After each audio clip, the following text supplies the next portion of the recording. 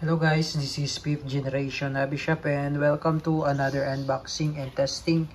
Shoutout po natin Sir Giancarlo. So meron tayo dito Magfire Crossman Magfire Ultra 177 po. Caliber 177 po ito. Na meron siyang magazine brake barrel po, nitro piston powered. Ito po yung bala. 177 pellets. Ayan po yung bala niyan. So may kasama na siyang scope.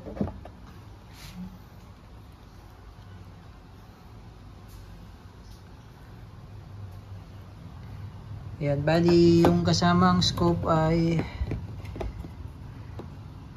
39 by 40. Ayan, tapos ito yung kanya magazine na 12 rounder. Ayan, so ito po ay brake barrel nitro piston, powered by nitro piston. Hindi na po kailangan dito ng CO2.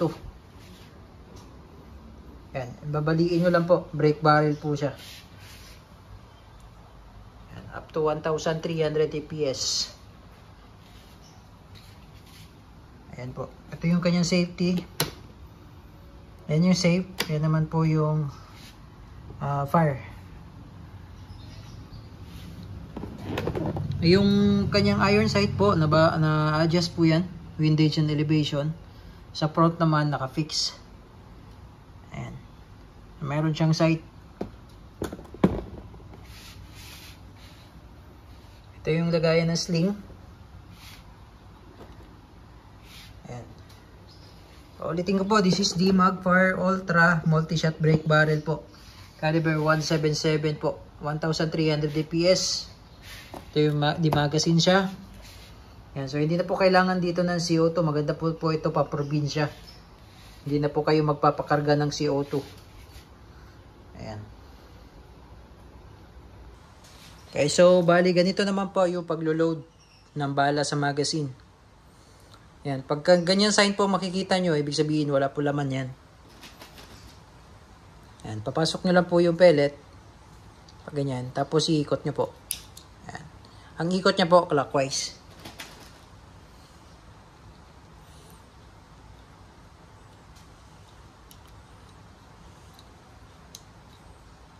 Ayan.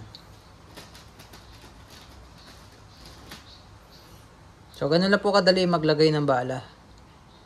Papasok nyo lang siya dyan. Sikot. Hanggang sa mapuno po yung 12.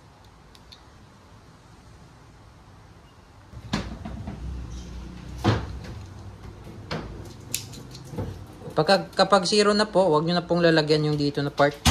Kasi ito po,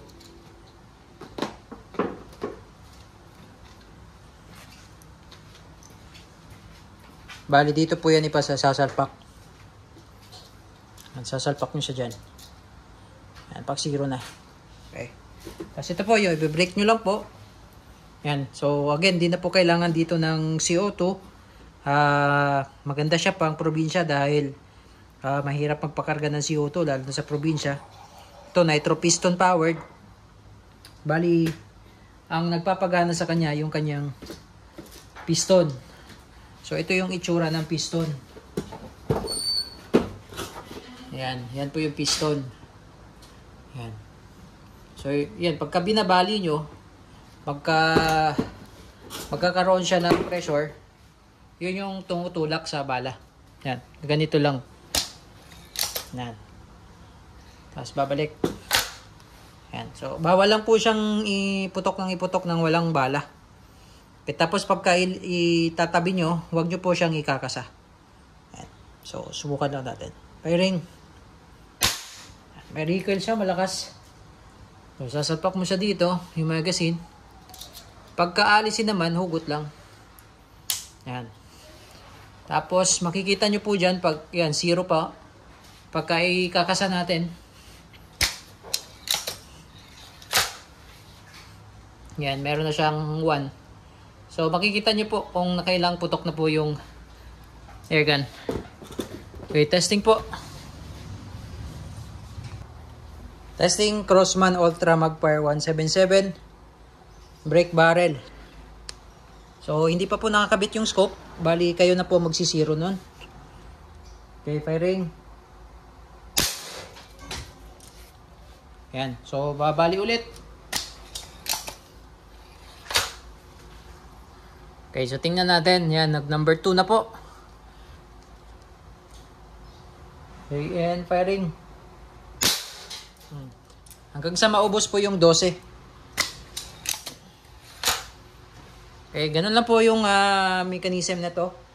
Paano siya gumagana. Yan. So, bali-bali lang kayo ng bali. Hanggang sa maubos po yung bala. Crossman Magfire Ultra 177. So, meron pala siyang quiet fire technology. Quiet sound suppression. So, meron siyang built-in suppressor. Yan. Kaya medyo mataba yung kanyang barrel. Okay. So, yun naman po.